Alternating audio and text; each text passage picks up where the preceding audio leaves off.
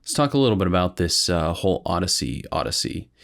Christopher Nolan, who is, I mean, every time he comes out with a movie, at least recently, it has been one of the last like major moments in cinema. I feel like, I think, what was it? Oppenheimer. Oppenheimer was the last one. I remember it was just like such a huge thing because it was 70 millimeter IMAX. But if I'm not mistaken, a lot of that movie wasn't full 70 millimeter. This new movie, Odyssey, is the first movie filmed all entirely on 70 millimeter IMAX cameras. And the significance of that is that 70 millimeter is a huge film strip. It's like that big.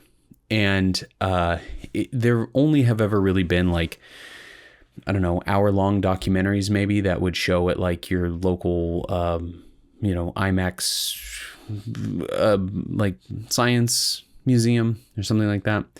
So there's never been a full-length feature film shot entirely on IMAX. This is sort of a dying breed of movie because it's so expensive. I mean, when you're dealing with film that huge, it's very expensive to operate the cameras. It's very expensive to purchase the film. It's also very expensive to edit because it is a traditional actual splice edit where they're physically splicing the film together. And that is a very expensive endeavor. And from what I understand, there's only one film house left based out of Hollywood or LA that still splices these. So it's a true kind of work of art where somebody has to cut, put together, glue the two pieces of film together. And over the course of a movie, you have, thousands or tens of thousands of potential edits. So those are tens of thousands of individual gluing. And that's how movies used to be done. That's where all the old film terms come from. You talk about something that was cut. To edit, you had to cut the film. You'll also hear a lot of times people say, oh, we left that on the cutting floor. And that was to mean that it was cut out of the movie because the film that was cut out was left on the cutting floor because when they didn't, it would cut and it would fall on the floor.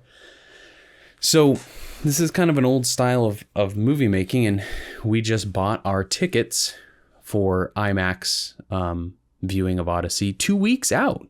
I mean, when was the last time you bought a movie ticket 2 weeks out? And it's not just because we can't go see it for 2 weeks. It's because the theaters are packed for 2 weeks.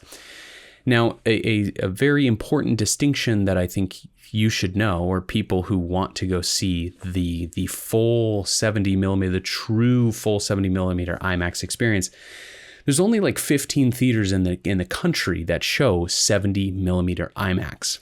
If you just go to an IMAX theater, you're seeing a digital IMAX or it's not the 70 millimeter. It can't play that style. So even if it is film, it's cut down by cropped vertically by an amount. So regular true 70 millimeter IMAX has about a 1.43 to 1 aspect ratio, while a regular IMAX has a 1.90 to 1 aspect ratio.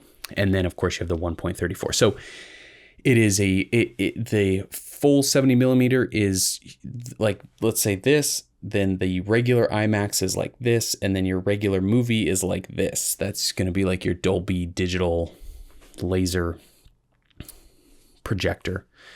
What's interesting though is that these full 70 millimeter IMAX theaters, like I said, there's only about 15 of them in the country. And they are only really built, those projectors are only really built to run about 40 minutes. And this is a 3-hour movie. So some of these theaters are, they're burning out. The bulb, the machine is getting too hot running a 3-hour long movie back to back for these showings. So it's kind of like a fighting against, as the movie industry shrinks into digital, this one is trying to push outward in the film in ways that the industry has just really never been set up for. And outside of these once in a while big kind of monumental movie moments, there's no growing demand for such a theater to be outfitted with a 70 millimeter movie. That could change.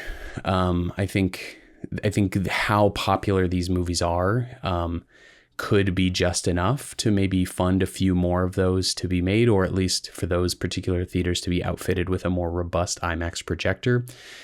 But they're just so costly. They're so costly to run that it would be really hard to justify. Even if you have one movie like that every 3 years, it'd be hard to justify for any theater in a small area like where I live, New Hampshire, or even, well, there's actually one, and I think the closest one to me is in Rhode Island, which is the 70 millimeter. And I remember looking in to see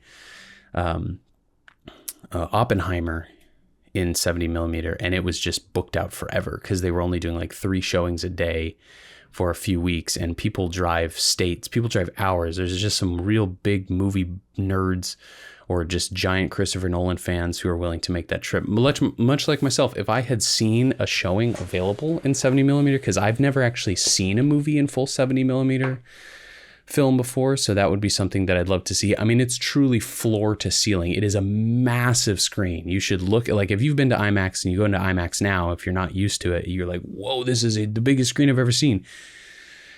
But 70 millimeter is even bigger. Additionally, I think why it's still worth, seeing in IMAX is that the sound systems are much more robust. So a lot of the sound design, especially for a movie like this that has the the IMAX experience in its sort of like workflow from top to bottom, the sound design is going to be much more powerful. And so seeing a movie like this in its regular format, or it's in a regular movie theater, well, I don't think it's any stretch of the imagination a waste of time. I think a movie is a movie, and it'll be enjoyable no matter the format or the quality that you're seeing it in. If you want to get the true spectacle aspect of it, I think you have to at least see it in IMAX, which is what we're going to try to do. It's very expensive, though. I think it's like $42 just for Sam and I to go see it.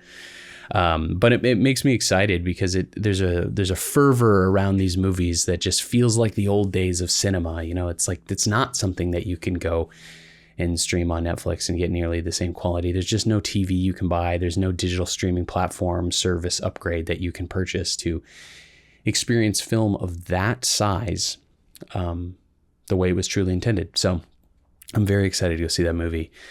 And I hope that Christopher Nolan's, the success of these movies inspires more filmmakers to kind of go in this opposite direction of focusing on quality, focusing on movies being an experience, something that you have to go and see rather than just something you watch on your phone. I hope that that's a takeaway or something, a movement that grows.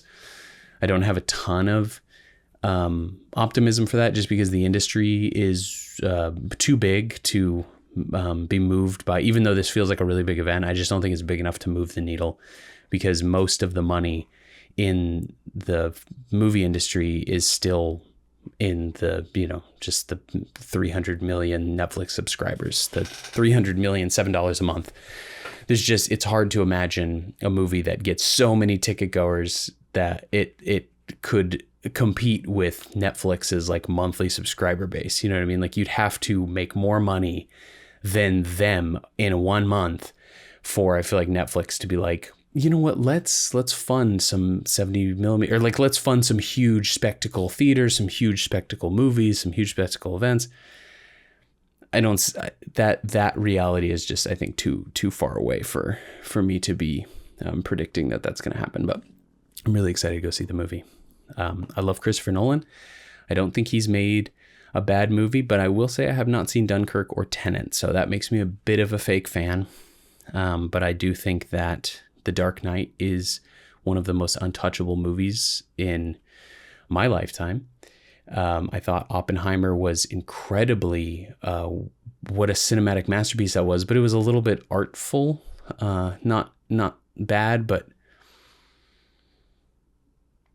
I just think this movie's gonna be better. It's cool to see somebody take on such a classic piece of fiction, a poem, but to see such a classic piece of fiction taken on with so much respect and the dark tone of it. But I do understand that it's not like the poem. They've taken a lot of liberties to it, but I also think that that's part of, because there have been so many retellings of the Odyssey, and I think it's been more of an inspirational jumping off point for a lot of art and storytelling more than the actual original poem or the original, epic. So yeah, the Odyssey, let me know if you're going to go see it.